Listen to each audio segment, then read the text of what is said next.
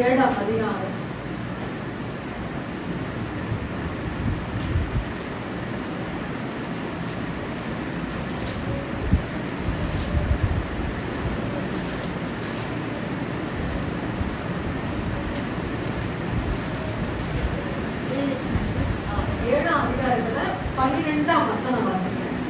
அப்போது சாமுவேல் ஒரு கல்லை எடுத்து மிஸ்பாவுக்கும் சோனாவுக்கும் நடுவாக நிறுத்தி இம்மட்டும் கர்த்தர் எங்களுக்கு உதவி செய்தார் என்று சொல்லி அதற்கு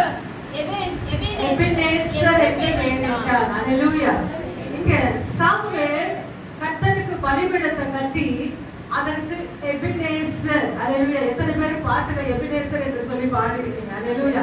இப்போ கூட நம்ம பாடி இருக்கிறோம். அல்லேலூயா. எபினேசர் என்றால் இதுவரைக்கும் அவர் நமக்கு என்ன செஞ்சாரு? உதவி செய்தார். நான் சொன்ன போன வாரத்துக்கு முன் வாரமா இருக்கிறதுல கானானிய ஸ்திரீ ஆண்டவருக்கும் அவங்களுக்கும் ஆண்டவர் உயர்ந்த ஜாதி, கானானிய ஸ்திரீ அது தாழ்ந்த ஜாதி. அவளுக்கு மேசியா தாவீதின் குமார்னு சத்தியமே தெரியாது. ஆனா ஒன்னே ஒண்ணு ரகசியத்தை அவ புரிஞ்சா, என்னன்னா தாவீதின் குமாரனை எங்களுக்கு இறங்கும் சொன்ன உடனே என் ஆண்டவர் அந்த ஜெபத்தை அங்கீகரித்தார். அதனால எப்படி கூப்பிடுறோம், ஏன் கூப்பிடுறோம் தெரியணும், அடுத்தது எப்படி கூப்பிடுறோம் தெரியணும். அல்லேலூயா. நம்முடைய மானசீகமாக நான் அப்பா கிட்ட போய் அல்லேலூயா நம்ம போய் டக்குன்னு போய் நிற்பின்னு இருக்குதா? அவர் கூல் ஆன உடனே, அடுத்தது அவர் ரிலாக்ஸ் ஆன உடனே இந்த நேரத்துல இந்த கேட்ட அவர் என்ன செஞ்சிடுவாரு? கொடுப்பாருன்னு சரி உங்களுக்கு தெரியும். இல்லைன்னா இந்த நேரத்துல அந்த ரிப்போர்ட் கார்டு கொடுத்தாருன்னா சைன் பண்ணுவான்னு பசங்களுக்கு தெரியும். அல்லேலூயா. ரொம்ப முரட்டாட்டமாக ரொம்ப கோபமா இருக்கிற நேரத்துல ரிப்போர்ட் கார்டு கொடுத்தீங்கன்னா எப்படி இருக்கும்? அவங்கள பார்த்து அவங்களுடைய சூழலை பார்த்து அந்த ரிப்போர்ட் கார்டு கொடுப்போம். ஆனா இந்த இடத்துல என் ஆண்டவர் எப்படின்னாக்கா எபினேசராக இருக்கிறார். அவர் எப்படி எபினேசராக இருக்கிறார், எப்படி அவர் உதவி செய்தார் என்று சாமுவேல் புத்தகத்துல அதே அதிகாரத்துல, எந்த அதிகாரத்தை எடுக்க போறதுல சாமுவேல் 7ஆம் அதிகாரத்துல அல்லேலூயா 2ஆம் வசனம் 1, 3ஆம் வசனம் 1 வாசிங்க. அநேக நாள் தங்கியிருந்து 20 வருஷம் அங்கேயே நினைத்து குழம்பிக் கொண்டிருந்தார்கள். 3ஆம் வசனம். அப்போது சாமுவேல் இஸ்ரவேலின் குடும்பத்தார் யாவரையும் நோக்கி நீங்கள் உங்கள் முழு இருதயத்துடன் கர்த்தரிடத்தில் திரும்புவார்கள். அந்நிய தேவர்களையும் ஆஸ்திரத்தையும் உங்கள் நடுவில் இருந்து விலக்கி உங்கள் இருதயத்தின் கர்த்தருக்கு நேராக அவர் ஒருவருக்காக ஆராதனை செய்யுங்கள். அப்பொழுது அவர் உங்களையும் பெலிஸ்தருடைய கைகளுக்கு நீங்களாக்கி விடுவார். இங்க 7ஆம் அதிகாரம் 3ஆம் வசனத்துல ஒட்டுமொத்தமான காரியங்கள் நாம் என்ன செய்யணும், கர்த்தர் என்ன செய்வார். 3ஆம் வசனத்துல நிற்க விரும்புகிறேன். நாம் என்ன செய்யணும், கர்த்தர் என்ன செய்வார். அல்லேலூயா. இன்னைக்கு அங்க எங்க பொறுக்கி நான் வசனத்தை சொல்ல போறதுல ஒரே அதிகாரத்துல நான் நிறுத்த விரும்புகிறேன், ஒரே வசனத்துல நான் நிறுத்த விரும்புகிறேன். இங்க சாமுவேல் சொல்லுகிறார், தேவனுடைய மக்களை பார்த்து சொல்லுகிறார், அவருடைய பாதுகாப்பையும் மீட்பையும் நீங்கள் அனுபவிக்க வேண்டுமானால் சகல விதமான விக்கிரக ஆராதனை விலக்கி விட்டு உலகத்தோடு ஒத்து போகிற வாழ்க்கையை விட்டு விட்டு முழு இருதயத்தோடு தேவன் பக்கமாய் நீங்கள் திரும்புவீர்களானால் என் ஆண்டவர் நீங்களாக்கி விடுவீர்கள். எத்தனை பேருக்கு புரியும்? நான் ஒண்ணு செய்யாம என் ஆண்டவர் ஒண்ணு செய்ய மாட்டார். அல்லேலூயா. ஆனா இன்னைக்கு கல்வாரி சிலுவையிலே தேவையான சகல காரியங்கள் அவர் செஞ்சு முடிச்சுட்டார். இதுக்கப்புறமா எனக்கு இன்னொரு சிலுவை எனக்கு தேவையில்லை. அல்லேலூயா. அவர் எல்லாவற்றையும் அவர் செய்து முடித்து விட்டார். இப்போ நான் செய்யணும். அதான் ஏசப்பாவுடைய தம்பி ஒரு வார்த்தை சொல்லுவாரு, பைபிள் படிச்சவங்களுக்கு தெரியும், தேவனிடத்தில் சேருங்கள் அப்பொழுது அவர் உங்களிடத்தில் சேருவார். அல்லேலூயா. நீ முதலாவது சேர ட்ரை பண்ணு, அப்பொழுது என் ஆண்டவர் ஜாயிண்ட் ஆயிடுவார். சேரத்துக்கு நம்ம ட்ரை பண்றோமா, அதுதான் ரொம்ப முக்கியம். எனக்கு நேரம் இருக்கு, சமயம் இருக்கு, எல்லாமே இருக்கு, என் ஆண்டவர் எல்லா காரியத்தையும் கொடுத்துட்டேன். நான் சேரத்துக்கு என்னை நான் அர்ப்பணித்திருக்கிறேன்னா, அதுக்கு நான் டைம் கொடுத்திருக்கிறேன்னா, அதுதான் ரொம்ப முக்கியம். இப்பொழுது ஒரு வசனம் 3ஆம் வசனத்திலே 3 காரியம் இருக்குது. அதை நான் சொல்ல போகிறேன். 7ஆம் அதிகாரத்துல 1 சாமுவேல் 7ஆம் அதிகாரத்துல ஒவ்வொரு காரியத்தை நிறுத்தி நிதானமாக நான் சொல்லுகிறேன். இப்பொழுது சாமுவேல் இஸ்ரவேல் குடும்பத்தார் யாவரையும் நோக்கி, நீங்கள் உங்கள் முழு இருதயத்தோடு கர்த்தரிடத்தில் திரும்புவார்களானால். அப்போ இங்க நிக்க விரும்புகிறேன், திரும்பி சொல்லுங்க பார்க்கலாம், திரும்பி. ஆமென். இரண்டாவது பாயிண்ட், கர்த்தர் அந்நிய தேவர்களையும் அஸ்தரோத்தையும் உங்கள் நடுவிலிருந்து விலக்கி. ஃபர்ஸ்ட் பாத்தீங்கன்னாக்கா திரும்பி, இரண்டாவது பாத்தீங்கன்னாக்கா விலக்கி. அதே வசனம் சொல்லுகிறது, உங்கள் நடுவிலிருந்து விலக்கி. இரண்டாவது பாயிண்ட், உங்கள் இருதயத்தை கர்த்தருக்கு நேராக்கி. நல்ல ஜோடி அது பாருங்க, திரும்பி, விலக்கி, நேராக்கி. எத்தனை பேருக்கு அந்த ஜோடியான வார்த்தை புரியல? திரும்பி, விலக்கி, நேராக்கி. இந்த மூன்று காரியத்தை நீ செய்வாயானா என் ஆண்டவர் இப்பொழுது செய்ய போகிறார். 1 சாமுவேல் 7ஆம் அதிகாரம். அல்லேலூயா. இப்பொழுது நான் வாசிக்கிறேன். அப்பொழுது அவர் உங்களை பெலிஸ்தருடைய கையிற்கு நீங்களாக்கி. எத்தனை தடவை கீ கீ கீ கீ வந்து பாத்தீங்களா? புரியுதுங்க நான் சொல்றது? திரும்பி, விலக்கி, நேராக்கி. மூணு காரியத்தை யார் செய்யணும்? நான் செய்யணும். என் ஆண்டவர் என்ன செய்ய போகிறார்னா, நீங்களாக்கி விடுவிப்பார். நீ மூணு காரியத்தை செய்யும் போது அவர் ஒட்டுமொத்தமாய் சகல காரியத்தையும் நீங்களாக்கி உங்களை விடுவிப்பார். அந்த பெலிஸ்தீன் என்ற இடத்துல உங்களுக்கு யாரெல்லாம் விரோதமா இருக்கிறாங்க, அந்த இடத்துல நீங்க என்ன செய்யலாம்? பெலிஸ்தீன் என்ற இடத்துல நீங்க கோடிட்டு அந்த காரியத்தை நிரப்பிக் கொள்ளலாம். அது வியாதியா இருக்கலாம், அது பலவீனமா இருக்கலாம், அது சத்துருவா இருக்கலாம், உங்க குடும்பத்துக்கு அது வன்கண் ஆவியா இருக்கலாம், போராமை ஆவியா இருக்கலாம். அந்த இடத்துல பெலிஸ்தீன் என்ற இடத்துல நீங்க அந்த காரியத்தை போடுங்க, நீங்களாக்கி விடுவிப்பார். இப்ப நல்லா புரியுதுங்களா? திரும்பி, விலக்கி, நேராக்கி. மூணு காரியத்தை நீ செய், நாலாவது காரியமாக உன்னை நீங்களாக்கி நான் விடுவிப்பேன். சத்துருடைய கைக்கு, வன்கண் ஆவிக்கு, போராமை ஆவிக்கு, எரிச்சலின் ஆவிக்கு என் ஆண்டவர் நீங்களாக்கி விடுவிப்பார். ஃபர்ஸ்ட் திரும்பி என்று சொல்லும்போது கொஞ்சம் சீக்கிரமாக இதே வசனம் தான் தலைமை சபையில நான் கொடுக்க போறேன். நம்ம சபையில பேசிட்டு கொஞ்சம் விளக்கமாக அந்த இடத்துல நான் பேச போகிறேன். 1 ராஜாக்கள் 8ஆம் அதிகாரம் 35-48. 2 பேரும் ஒவ்வொரு வசனத்தை எடுத்து வச்சுங்க. 1 ராஜாக்கள் 8ஆம் அதிகாரம் 35-48.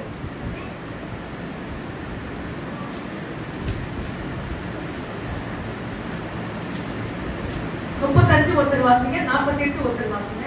1 ராஜாக்கள் 8ஆம் அதிகாரம் 35 வசனம் வாசிங்க.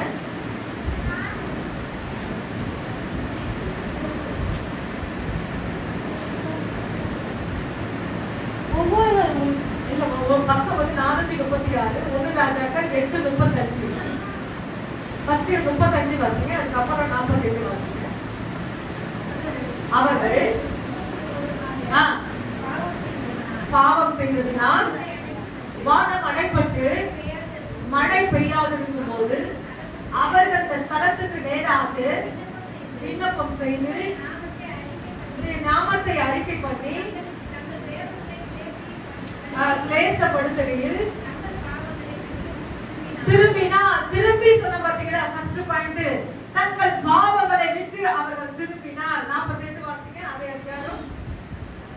தங்கள் சிறையிருப்பை விட்டுக்கொண்டு தங்கள் சத்துருக்களின் தேசத்திலே முழு இருதயத்தோடு ஆத்துமாவோடு திரும்பி தங்கள் பிதாக்களுக்கு கொடுத்த தங்கள் தேசத்திற்கு தேவனை தெரிந்து கொண்ட இந்த நகரத்திற்கு உம்முடைய நாமத்திற்கு நான் கட்டின இந்த ஆலயத்திற்கு நேராக உம்மை நோக்கி விண்ணப்பம் பண்ணும் பொழுது 2 வசனத்துல பாத்தீங்கன்னாக்கா உம்மிடத்தில் திரும்பி. எத்தனை பேருக்கு புரியுது? அல்லேலூயா. முதல் பாயிண்ட், உம்மிடத்தில் திரும்பி. கர்த்தரிடத்துல நாம் திரும்பணும். அல்லேலூயா. எந்தெந்த காரியத்துல நாம் திரும்பணும், நீங்க உங்களை செக் பண்ணுங்க. எந்த காரியத்துல நான் அடிச்சா விழுந்துருவேன் சொல்லி யாருக்கு தெரியும்? பிசாசுக்கு நல்லாவே தெரியும். ஆனா இந்த இடத்துல சொல்லப்படுகிற வசனம் என்றால் திரும்பி. யாரிடத்தில் திரும்ப வேண்டும் என்றால் என் தெய்வத்திடம் திரும்பி, உம்மிடத்தில் திரும்பி. அதை எப்படி திரும்பணுமா? முழு இருதயத்தோடு, முழு ஆத்துமாவோடு. சும்மா சாதா சும்மா சொல்லவில்லை, முழு ஆத்துமாவோடு நீங்க திரும்புவீர்களானால் நிச்சயமா உங்களோட விண்ணப்பம் பரலோகத்துக்கு நேராக ஏற்றுக்கொள்ளப்படும். அல்லேலூயா. இரண்டாவது வாசிக்க போகிறோம். 2 நாளாகமம் 7ஆம் அதிகாரம் 14. 2 நாளாகமம் 7:14.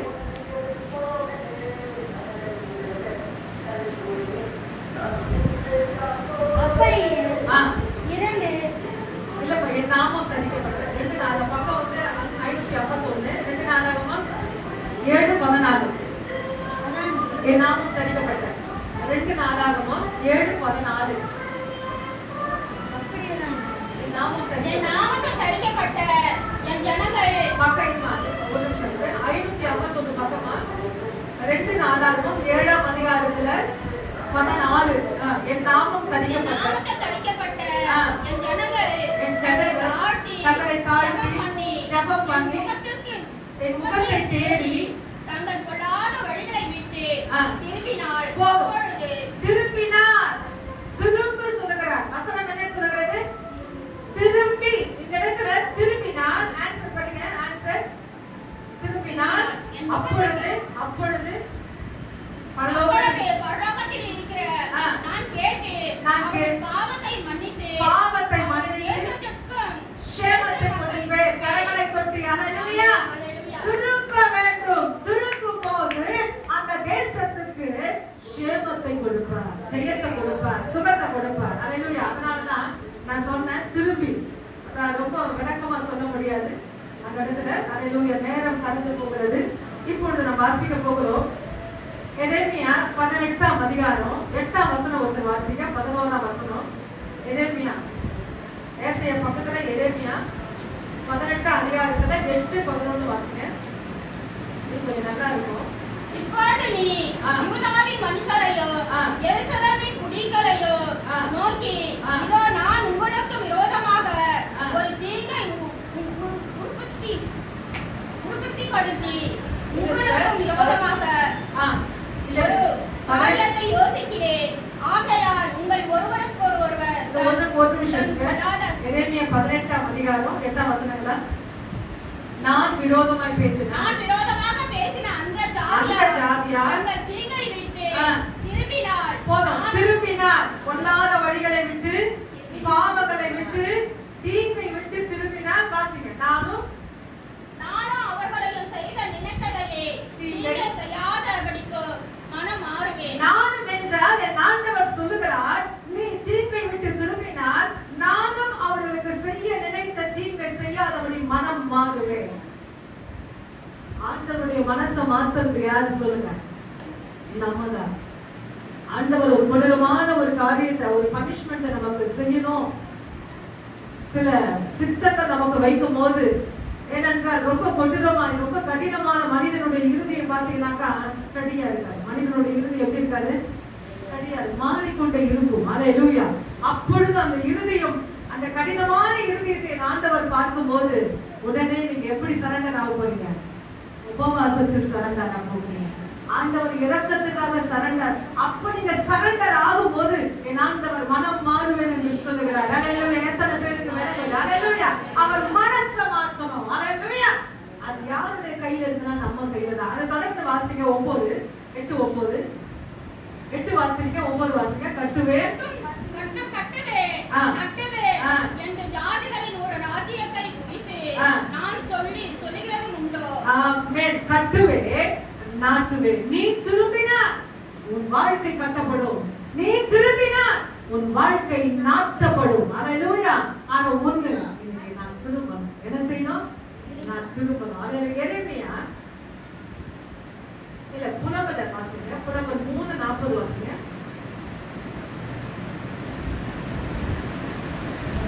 புலம்பல் 3ஆம் அதிகாரம் 40ஆம் வசனம்.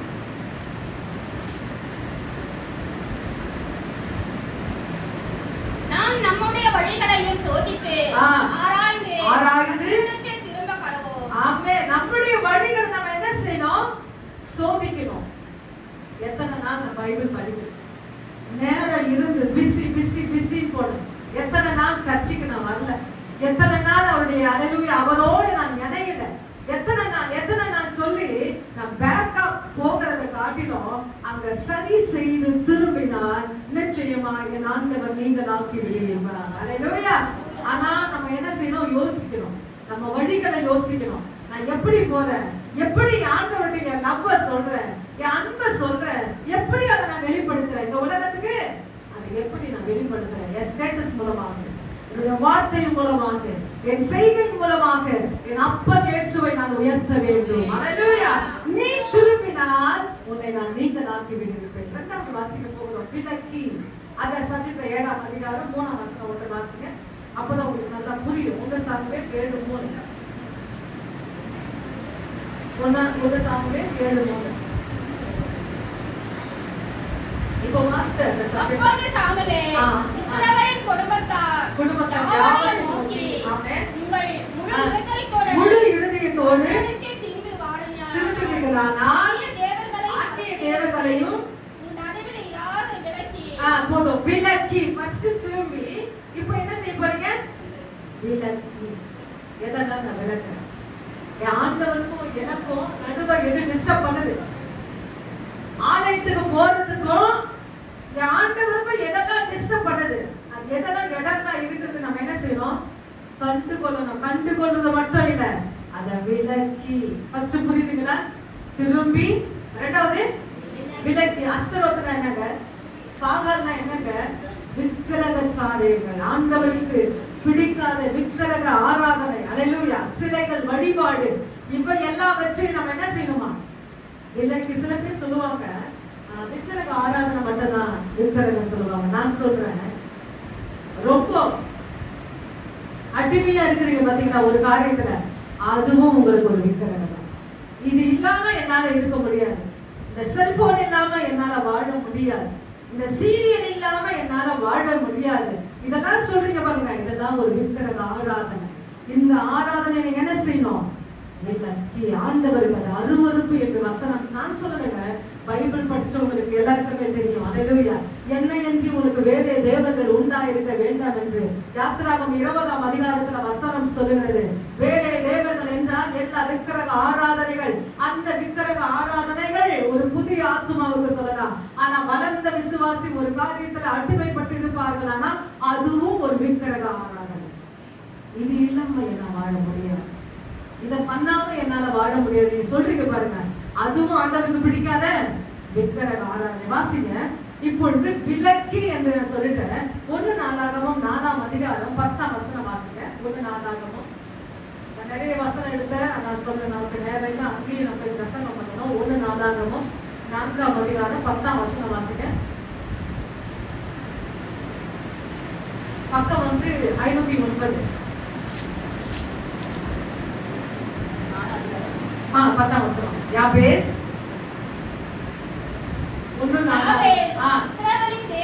இஸ்ரவேலின் தேவனை நோக்கி, தேவரீர் என்னை ஆசீர்வதித்து என் எல்லையை பெரிதாக்கி ஒரு கரம் என்னோடு இருந்து துக்கப்படுத்தாதபடிக்கு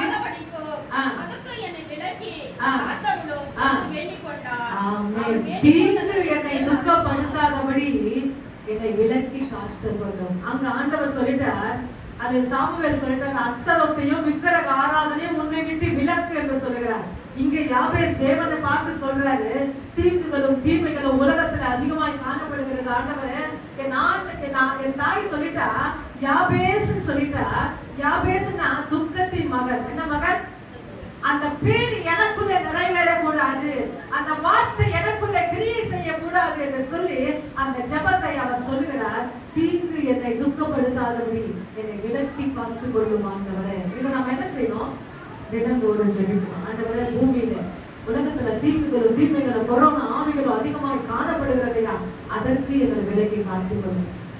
நைட்ல படுக்கும் போது, காலையில உங்களை படுக்கை விட்டு எழுந்திருக்கும் போது இந்த ஜெபத்தை செய்வீர்களானால் தீங்கு உங்களை மேற்கொள்ள முடியாது. அது என்ன கொரோனா ஆவியா இருந்தாலும் சொல்லி உங்க சரீரத்தை அதை ஆளுகை செய்ய முடியாது. ஏன்னா ஆண்டவருக்கு நான் ஒப்பு கொடுத்துட்டேன். அதற்கு விலக்கி காத்து கொள்ளும். 2வது வாசிங்க, சங்கீதம் 18:23 வாசிங்க. சங்கீதம் 18:23.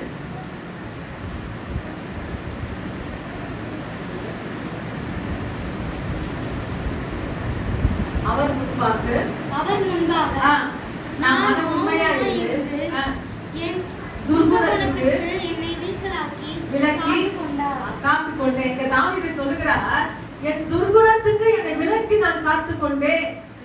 எதற்கெல்லாம் நான் விலக்கி காத்துக்கொள்ளணும்? நமக்குள்ளே ஒரு துர்குணம் வரும். நல்லா புரியுதுங்களா நான் சொல்றது? நமக்குள்ளே நல்ல குணங்களும் உண்டு, துர்குணங்களும் உண்டு. ஆனா தாவீது சொல்லுகிறார், துர்குணத்துக்கு என்னை விலக்கி காத்துக்கொள்ளுங்க. நமக்குள்ளே சில காரியங்கள் என்ன செய்வோம், வெளியே வரும். நல்ல விஷயங்கள் வரும், தேவையில்லாத துர்குணங்கள் வரும். அந்த துர்குணங்கள் வரும்போது நீங்க என்ன செய்வாங்க, இயேசுவின் நாமத்தினால அமிழ்த்து அதை வெளியே கடந்து வெளியே அனுப்பும். அதான் பெர்க்மன்ஸ் ஒரு பாட்டு பாடுறாரு, வேண்டாத பலவீனங்கள் அப்புறம் ஆண்டவா முன் வைக்கிறேன் மீண்டும் தலை தூக்காமல். அது என்ன செய்யக்கூடாதான், தலை தூக்க கூடாதான். அந்த வேண்டாத பலவீனம் என்ன செய்ய, அது கோபமா இருக்கலாம், அது எரிச்சலா இருக்கலாம், அது சண்டையா இருக்கலாம், அது மூர்க்கத்தின் ஆவிகளா இருக்கலாம். அது மீண்டும் தலை தூக்காமல் மாண்டு வடிவதாக. எத்தனை பேர் அந்த பாட்டு பாடி எனக்கு ரொம்ப பிடிக்கும். அந்த திருவிழா நேரத்தில் அந்த பாட்டை என்ன செய்வேன், ரொம்ப அந்த சுத்திகரிப்பு கூட்டத்துல நான் அதிகமா நான் பாடுவேன். வேண்டாத விளைவுகள் என் வாழ்க்கையில தலை தூக்குமானால் அது இயேசுவின் நாமத்தினால மாண்டு மடியட்டுமானார். அதான் தாவீது சொல்கிறார், எனக்குள்ள துர்குணம் வருது, அந்த துர்குணத்துக்கு என்னை விலக்கி காத்துக்கொண்டேன். 19:13 வாசிங்க. அதே சங்கீதம் 19:13. 19:13. துணிகரமான பாவங்களும் உமது அடியேனை நீ விலக்கி அருளும். போதும். அல்லேலூயா. துணிகரமான பாவங்களுக்கு உமது அடியேனை விலக்கி காத்துக்கொள்ளும் ஆண்டவரே. விலக்க வேண்டிய காரியத்தை விலக்கணும். துணிஞ்சவனுக்கு துக்கம் இல்லையா? உலகத்தின் பழமொழி என்ன சொல்லுகிறான், துணிஞ்சவனுக்கு என்ன இல்லையா, கவலையே பட மாட்டானா, எது எடுத்தாலும் சரி. அல்லேலூயா. துணிவு அவனுக்குள்ள வந்துச்சுன்னா துக்கத்துக்கு அவனுக்கு இடம் கொடுக்க மாட்டான். ஆனா இந்த இடத்துல தாவீது சொல்லுகிறார், துணிகரமான பாவங்களுக்கு என்னை விலக்கி காத்துக்கொள்ளாம. எனக்கு விக்கிரக ஆராதனை மட்டும் சொல்ல, நமக்குள்ளே துர்குணம் வரும், நமக்குள்ளே துணிகரம் வரும். இவை எல்லாவற்றுக்கும் நாம் விலக்கி காத்துக்கொள்ளும் போது என்னை அவர் நீங்கள் ஆக்கி விடுவிப்பார். அடுத்ததாக வாசிக்க போகிறோம். நான் நிறைய வசனம் எடுத்துட்டேன், நான் சொல்ல முடியல, சும்மா 2-3 தான் சொல்லியிருக்கிறேன். இங்க பாத்தீங்கன்னாக்கா எசேக்கியேல், அது ஒன்னே ஒன்று படிச்சு முடிக்கிறேன். இந்த பாயிண்ட் விலக்கி எசேக்கியேல் 18ஆம் அதிகாரம் 27-28 வாசிங்க.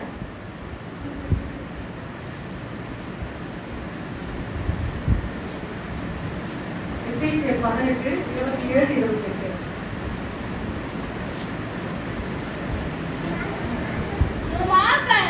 நான் செய்த துர்மார்க்கத்தை விட்டு விலகி நியாயத்தையும் நீதியையும் செய்வானாக. அவன் தன் ஆத்துமாவை பிழைக்கம் பண்ணுவான். அவன் பிழைக்கம் பண்ணுவான். துன்மார்க்கன் தான் செய்த துன்மார்க்கத்தை விட்டு விலகி, நான் சொன்ன பாத்தீங்கன்னா விலகி, அந்த பாவத்தை விட்டு, அந்த பொல்லாப்பை விட்டு அவன் விலகி நியாயத்தையும் நீதியையும் செய்வானாகில் அவன் தன் ஆத்துமாவை பிழைக்க பண்ணுவான். அவனுக்கு மட்டும் இல்ல, அவன் சந்ததியும் அவன் பிழைக்க பண்ணுவான். நீ சொல்லுவாங்க பாத்தீங்களா, சொத்தை சேர்க்கிற மாதிரி அவன் பிள்ளைங்களுக்கு பாவத்தை சேர்க்காதுன்னு சொல்லுவாங்க. உலகம் என்ன சொல்லுது, சொத்துல எப்படி பாதி பங்கு உண்டோ நாம் செய்கிற பாவங்களிலும் அவளுக்கு பங்கு உண்டு. ஆனா இந்த இடத்தில் சொல்லுகிறார், துன்மார்க்கன் தன் துன்மார்க்கத்திலே அல்லேலூயா மனம் திரும்பும் போது, அதை செய்யாமல் நீதி நியாயத்தை அவன் செய்யும் போது அவனை பிழைப்பான் என்று வசனம் சொல்கிறது. இப்போ 29 வாசிங்க. 28 அவன் எச்சரிப்பு அடைந்து, அதே 18 அதிகாரம் எச்சரிப்பு அடைந்து தாம் செய்த எல்லா மீறுதல்களை விட்டு திரும்புகிறபடினாலே பிழைக்கவே பிழைப்பான். அவன் சாவதில்லை. சரீரத்துக்குரிய அந்த இடத்துல சாவு சொல்லப்படவில்லை, சரீரத்துக்குரிய மரணம் சொல்லப்படவில்லை, ஆத்துமா. அல்லேலூயா. அவன் எச்சரிப்படுகிறான். எப்படி அவன் எச்சரிப்படுகிறான் என்றால், ஊழியர்கள் பேசுகிற அந்த வார்த்தைகளை கேட்டு, அந்த வசனங்களை கேட்டு அவன் எச்சரிப்பு அடைந்து தான் செய்த எல்லா மீறுதல்களையும் விட்டு திரும்புகிறபடியினால் அவன் பிழைக்கவே பிழைப்பான். அதான் புரியுதுங்களா? திரும்பி விலக்கி. அல்லேலூயா. அதுதான் ரொம்ப ஹைலைட். இப்ப பாத்தீங்கன்னாக்கா விசுவாசிகளுக்கு இந்த வசனம் 26 வாசிங்க. நீதிமான் தன் நீதியை விட்டு விலக்கி அநீதி செய்து அதிலே செய்த அதிலே செத்தால் அவன் செய்த தன் அநீதி நிமித்தம் அவன் சாவான். நீதிமான். இங்க நீதிமான் யாருக்கு சொல்றது? நீதிமான்னா யாரு? நாம் தான் நீதிமான். அந்த நீதிமான் என்ன செய்யறானா, தன் நீதியை விட்டு விலகி, தன் நியாயத்தை விட்டு விலகி, தெய்வத்தை விட்டு விலகி அநீதி செய்து அதிலே செத்தால் அவன் செய்த அவன் அநீதி நிமித்தம் அவன் சாவான். சத்தியத்தை சத்தியமா சொல்லுங்க. சத்தியத்தை எப்படி சொல்லணும்? சத்தியமா சொல்லணும். அதற்கு விரோதமான என்ன வந்தாலும் சரி பயப்படக்கூடாது. நீதிமான் என்றால் நீங்களும் நானும் தான். இன்னைக்கு நல்ல ஆண்டவருக்குள்ள வர கொஞ்சம் பேக்கப் வாங்கி என்னுடைய நீதியை விட்டு, என்னுடைய நியாயத்தை விட்டு, சபையை விட்டு, ஊழியத்தை விட்டு, இந்த வேதத்தை விட்டு நான் திரும்புவேனானா? வேதம் சொல்லுகிறது. என்ன சொல்லுகிறது? நிச்சயமே வசனம் உண்மை, சத்தியம் உண்டு. இந்த வார்த்தை சொல்ல நான் வேதனை. ஏன்னா ஒவ்வொரு வாரம் வசனத்தை கேட்கிறோம், சத்தியத்தை கேட்கிறோம். நான் மேல போக வேண்டுமே தவிர நான் கீழே இறக்குவேனானா நிச்சயமா என்னால படைக்க முடியாது. கர்த்தருடைய பிள்ளைகள் மேல போனோம், ஒரு நாளும் பேக்கப் ஆகாதீங்க. அல்லேலூயா. வசனம் சொல்லுகிறது. ஏன் இந்த உலகத்துல நான் பிரிச்சு வாழ்றேன்னா என் ஆண்டவரோடு இணைந்து கொண்டேன். அல்லேலூயா. இந்த உலகத்துக்கு அது பைத்தியமா இருக்கிறான், இந்த உலகத்துக்கு அது கேவலமா இருக்கிறான். அது எதுவா இருந்தாலும் சரி, என் ஆண்டவரை எது என்னை விட்டு பிரிக்கிறதோ அதை நான் என்ன செய்யணும்? விலக்கி போடணும். என் ஆண்டவருக்கும் எனக்கும் எது டிஸ்டர்ப் பண்ணுதோ அதை என்ன செய்யணும்? விலக்கி போடணுங்க. விலக்கி போறது உங்க கையில தான் இருக்குது. நீங்க விலக்கும் போது கர்த்தர் உங்களை மேன்மையாக வைக்கிறவராக இருக்கிறார். அல்லேலூயா. இப்பொழுது 3வது வாசிக்க போகிறோம். அதே 1 சாமுவேல் 7ஆம் அதிகாரம் 3ஆம் வசனம் வாசிக்க. கொஞ்சம் சீக்கிரமா வாசிங்க. அதே 1 சாமுவேல் 7:3. இஸ்ரவேலின் குடும்பத்தார் யாவரையும் நோக்கி முழு இருதயத்தோடு திரும்பி வாழினானால் அந்நிய தேவர்களின் ஆஸ்திரத்தையும் உங்கள் நடுவில் விலக்கி இருதயத்தை கர்த்தருக்கு நேராக்கி திரும்பி விலக்கி நேராக்கி. எப்படிங்க நேராக்குறது? இருதயத்தை எப்படி ஆண்டவருக்கு நேராக்குறது? வசனம் வாசிப்போமே. 1 நாளாகமம் 22:19 வாசிங்க. 1 நாளாகமம் 22:19 வாசிங்க.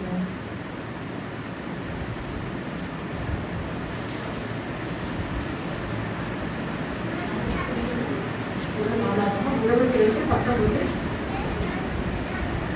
இப்போதும் நீங்கள் உங்கள் இருதயத்தையும் உங்கள் ஆத்துமாவையும் உங்கள் தேவனாகிய கர்த்தரை தேடுகிறதற்கு நேராக்கி. போதும்.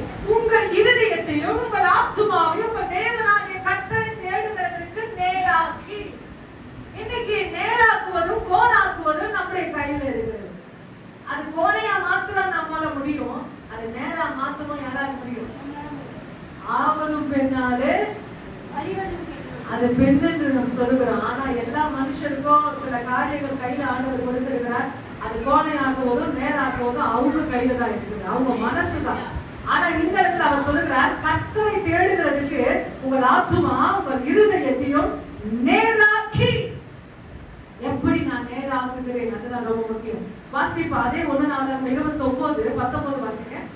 அதே 1 நாளாகமம் 29:19.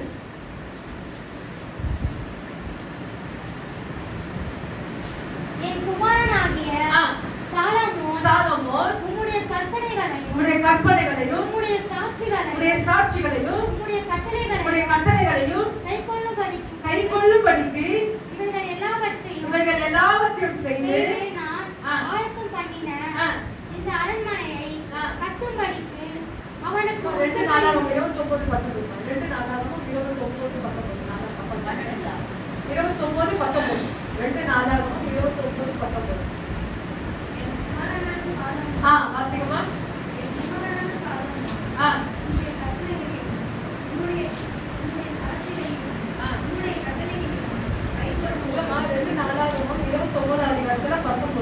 ராஜாவாகிய ஆகாஸ் அரசாளும் போது நம்முடைய பாதகத்தினால் எரிந்து போட்ட சகல பனிமுட்டைகளையும் முஸ்திமாக்கி பரிசுத்தம் பண்ணினோம். இதோ அவைகள் கர்த்தரின் ஆலயத்திற்கு முன்பாக இருக்கிறது என்றார்கள். ஆமென். அல்லேலூயா. கர்த்தரின் ஆலயத்துக்கு முன்பாக இருக்கிறது என்றார். அல்லேலூயா. அடுத்ததாக நாம் வாசிக்க போகிறோம் யோசுவா 24:23 வாசிங்க. யோசுவா 24:23.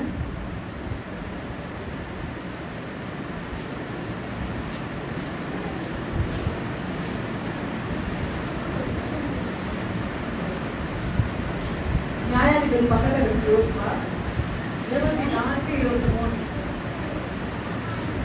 24:23 பக்கம் வந்து முதலாம் பக்கம்.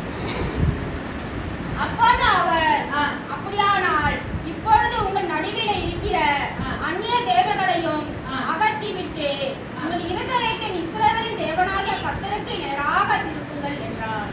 உங்கள் தேவனாகிய கர்த்தருக்கு நேராக திருப்புங்கள். எதையெல்லாம் திருப்பணுமா?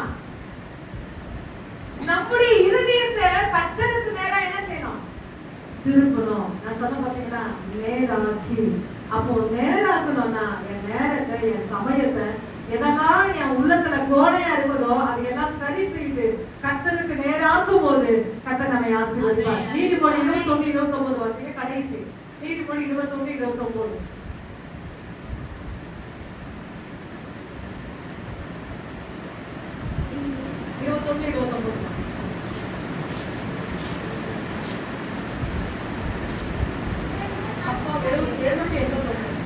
ஆரம்பத்திலே 21:29. வாலிபரின் நீதிமொழி 21:29. துன்மார்க்கன் தன் முகத்தை கடினப்படுத்துகிறான். செம்மையானவனோ தன் வழியை நேர்படுத்துகிறான். துன்மார்க்கன் தன் இருதயத்தை என்ன செய்றானா? கடினப்படுத்துகிறான். இந்த விசுவாசத்தை, இந்த தெய்வத்தை ஏற்றுக்கொள்ளாதபடி அவன் கடினப்படுத்துகிறான். செம்மையானவனோ என்ன ஆயிடுச்சா? தன் வழியை நேர்படுத்துகிறான். அதற்கு கீழ்ப்படியும் போதுதாங்க நேர்படுத்த முடியும். இன்னைக்கு டிராக்ஸ் பண்ணி கொடுக்கிறோம். சில பேர் வாங்கி கண்ணுல வச்சு முத்த கொடுத்து அந்த வார்த்தை படிக்க தெரியுமோ தெரியாதோ அது அப்படியே மார்பில அனைத்து வாங்கி கொள்ளுகிறார்கள். ஆனா ஒரு சிலர் அதை தூக்கி போடுகிறார்கள். தூக்கி போடுகிறவர்கள் யார் என்றால் கடினமா இருக்கிறவர்களால் தூக்கி போட முடியும். ஆனா செம்மையானவனோ அதை வாங்கி அதை படிக்க தெரிஞ்சா கூட பரியல. ஏசப்பா வார்த்தை இருக்கு, நான் அதை வச்சு நான் கும்பிடுவேன்னு சொல்லி சில பேர் வாங்கிட்டு போறாங்க பாருங்க. அவங்கதான் நேர்படுத்துகிறார்கள். இப்பொழுது கடைசியாக ஒரு வசனம் யாத்திராகமம் 23:22. இந்த வசனம் எல்லாம் நீங்க கேட்டு நீங்க என்ன செய்ய போறீங்க? யாத்திராகமம் 23:22 கடைசியாக வசனம். இது நல்லா இருக்கும், ரொம்ப சுவையா இருக்கும்.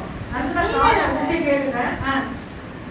நீங்கள் அவர் வாக்கை நன்றாய் கேட்டு நான் சொல்லுவதை எல்லாம் செய்வாயாக்கில் நான் உன் சத்துருக்களுக்கு சத்துருவாயும் உன் விரோதிகளுக்கு விரோதவாயும் இருப்பேன். ஆனா ஒண்ணு செய்யணும். என்ன செய்யணும்னா, நீ அவர் வாக்கை நன்றாய் கேட்டு நான் சொல்வதை எல்லாம் செய்வாயாக, நான் உன் சத்துருக்களுக்கு சத்துருவாய் இருப்பேன்.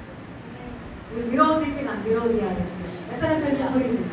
இந்த சத்தியமான வார்த்தைகளை எப்படி கேட்டார்? நன்றா கேட்டு, நல்லா கேட்டு நீ செய்யனா நிச்சயமா உன் சத்துருக்களுக்கு என் ஆண்டவர் சத்துருவாக இருப்பார்.